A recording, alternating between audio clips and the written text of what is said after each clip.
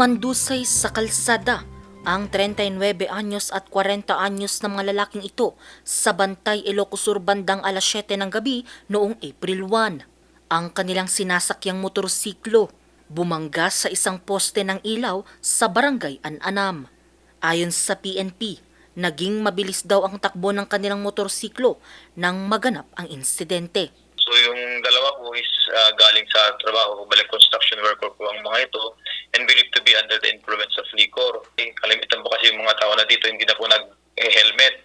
So habang pauwi po sila na habang pinagtas po yung barangay road, na lost control po yung driver at bumangga po siya sa isang street light po. Naitakbo pa sa pagamutan ang dalawa pero idiniklara ng dead on arrival ang 39 anyos na lalaking nakaangkas sa motorsiklo. May tsuri po yung doktor na baka po siya inatake during or before the accident. So nag-suggest po sila na ma-autopsy yung katawan ng angkas pero hindi na po pumayag yung pamilya.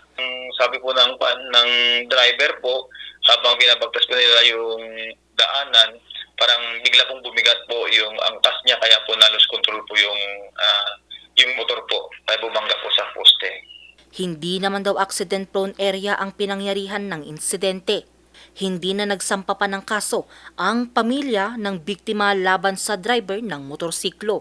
Pero yung asawa po ng victim ay nagsabit na po ng disinterest to file an action kaya hindi na po natin pinag-filean ng kaso po yung driver po. Ito na ang panglimang insidente sa kalsada na naitala sa bayan ngayong taon. Angel Arquero, RNG News.